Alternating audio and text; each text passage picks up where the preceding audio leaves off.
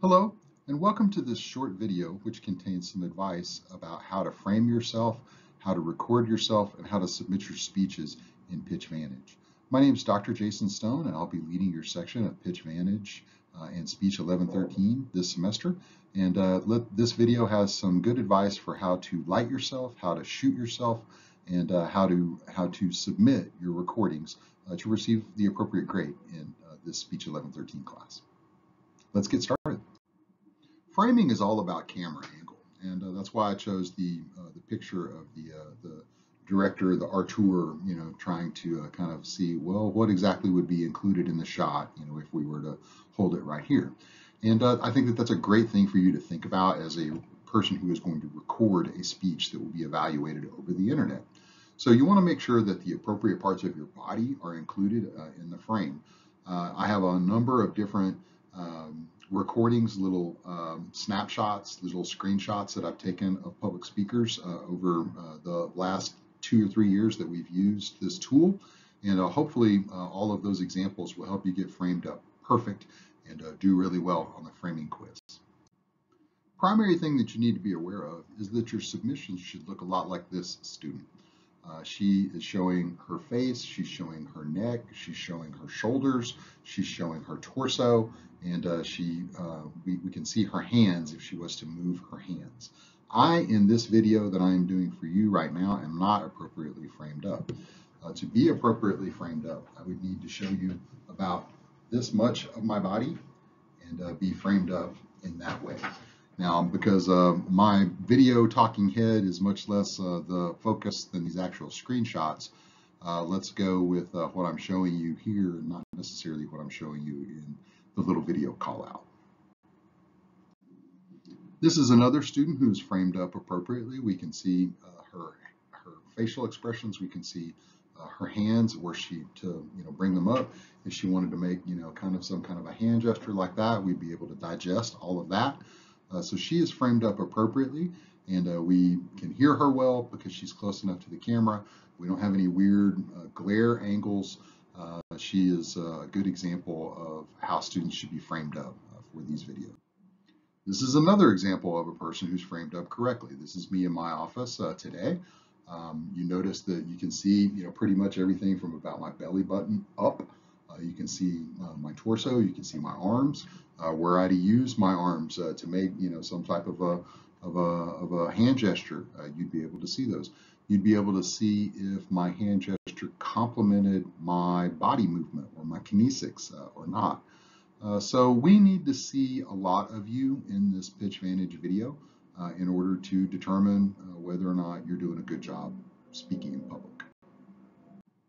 The next little bit of advice is just about volume. You need to speak louder probably than you think you do in order to be heard on the microphone. In addition to that, I have bad hearing. I frequently turn these videos up to maximum volume, and occasionally I have to get a USB speaker out and really turn up the volume just to be able to hear what a student is saying. So make sure that you're almost using your outside voice for this particular assignment and for what you need to do. Last spring, I had a student who had kids running through his videos and dogs barking, and I mean his first 2 videos were just absolute chaos. And he ultimately had to start recording his videos in the squad interrogation room or in his squad car. Just so he had, kind of a non-distracting place to record. You'll settle in on a place where you feel comfortable recording, and you'll settle into a volume that is appropriate. But be cognizant of that, especially for the first couple of speeches. If you're not speaking loud and clearly and projecting into the microphone, I'm probably going to have a hard time hearing you. So I will make the most of all of your accommodations. I would really ask you to make sure that your volume is appropriate when you submit your speech. Next, let's talk a little bit about angles. These are kind of some do's and your don'ts for Pitch Vantage recording. Slightly angled up is appropriate as long as your hands are visible and we can, see those. Slightly down is also fine, again, as long as part of the torso and the waist is appropriate. Straight on is probably best, but some of you are going to have problems getting an integrated laptop webcam to the right height or the right amplitude. I will show you a picture in the next slide. I use a small tripod and a post-market USB camera that has high resolution and an excellent microphone, and I think it makes for really good videos.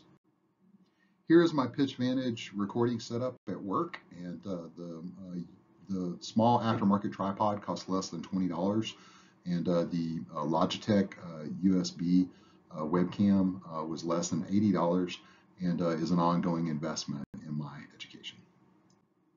Here's another example of why you want to be framed up correctly, right?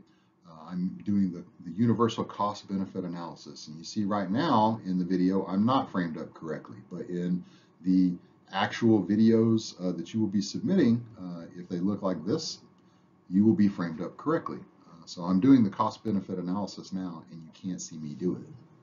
But I'm doing the cost benefit analysis now and you can kind of see me making a hand gesture, which is why we need to see more than just this part of you when you're making that recording. Please remember Uncle Sam, right? The old Uncle Sam posters are, "I want you," and he points, directly at you. If you can't see your finger when you're pointing, you're not framed right. Okay, you need to back up and show us a little bit more. All right, that's appropriate framing. This is appropriate framing. Next big one is be cognizant of your light. These are 3 speakers from the spring and summer sections that were inappropriately lit. There's a nice kind of light background, back here, but there's not any direct light in front of this speaker. So there's a lot of shadows being cast on their face. You see that right now I'm lit with a lamp over here in front of me. I have some natural light that's blocked off here in front of me, and I have some overhead light. I have light essentially coming in from 3 different light sources, 3 different directions as I record today. So you'll see here that this is one light source. This first image, this first panel, that's one light source above. That's one light source in front and not behind.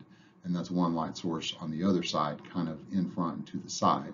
You see all the shadows cast. You see all the shadows cast. You see all the shadows cast. You want to avoid that. And it's best if you have 3 light sources. If you're at all confused about the best lighting that you would do, look for lighting suggestions for a video blog and try to follow those directions. You can do a really great lighting with just like a regular table lamp, some natural light, and the light that's coming out of your ceiling fixtures. And that's 3 great light sources. Next, be aware of glare and how overlighting can cause visual problems in your videos. Here we have some natural light, and we are primarily using natural light. So the light would glare and it would shift, and it was kind of funny in this video when clouds would go over and obscure the sun, it would get real dark in the room. So sometimes that natural light is really variable. Now, if you're using natural light and a cloud, rolls across the room and you lose light for 2 or 3 seconds, don't think too much of that. But if you're using natural light and all of a sudden a rainstorm hits and there's a dramatic difference, in lumens, and you really actually need another light, to be seen, then I expect you to be cognizant of that and get out the appropriate lighting to make sure that I can see your emotions as you speak on video. In the second video here, we have one overhead behind light, and I don't know if it just didn't have a really good light shade on it or what, but there's a really intense glare behind the second speaker's head. We have that same kind of glare behind this third speaker's head, even though there is, a light shade. In general, you don't want to frame yourself up where you look like you have a light fixture or a ceiling fan directly coming out of your head. That's very distracting to watch you like that for 5 minutes. So I would say both of these students are, framed up, fairly decently. This one is framed up great. We can see her hands. She's got her note cards. You can see what she's doing, with her shoulders. She's making great eye contact. She's framed up perfectly. This one's framed a little too closely, but we see that with just the big overhead light without an additional light source like a lamp here in front of her, she doesn't really have, that really three-pointed light, which is going to minimize some shadows. In addition to that, she's wearing glasses, so you can't really see, her eye contact very well. Her eye contact doesn't pop because of the glasses. So she's her face is sitting in shade and she's wearing glasses, which means that it's more difficult to figure out what emotions she's having as she speaks. This speaker is not lit well. There's no background light behind her, and instead we just have a single focus light in front. And of course we have big parts of her face that are thrown into shadow, and we want to have better lighting than that. The last one we're going to talk about is when you have way too much space over your head, right? We want to see your torso. We want to see your body. We don't want to see all this, how tall your room is or how vaulted your ceilings are or whatever that is, right? We want to be able to see you in the frame, see more of you, not necessarily all this weird space, above your head. And here we have a lot of space. We have a lot of space. We have a lot of space. So don't have bright light or a fan sticking out of your head. Again, that's really distracting for 5 minutes. Last slide, last recommendation here is not to get too close. Don't get too close to the webcam. A lot of speakers kind of get about this close to the webcam and really fill up the frame with their face. And of course, that's not what we want to see. It's great to see your face, but we would much more prefer to see your body and to see the rest of you so that we know if you're actually doing something with your hands or not. In general, for this class, if I was comfortable with it, I might attempt to stand. We typically speak a little bit better when we're on our feet, and you will see that the web camera that I recommended naturally kind of balanced some of that light because it's a little bit more high end. It's not the cheap integrated one that comes with your laptop. So a little bit better webcam might produce a little bit better video. You want to be framed up about this far apart when you're speaking. That's going to give us the ability to see your hands, to understand your hand gestures, for you to gesture with your whole body, and for you to communicate your message. So make sure that you're appropriately framed up, make sure that you're level, make sure that you're not too glary, make sure that your lighting is appropriate. If you'll pay attention to all of these issues, you'll have more fun making your videos, you'll be more confident about what you're producing, and I'll have more fun watching your videos, and I'll be able to determine whether or not you're using appropriate hand gestures or whether or not you're making good eye contact and whether or not you're using your whole body appropriately. Take care of yourself. Have a great day. Go Pokes.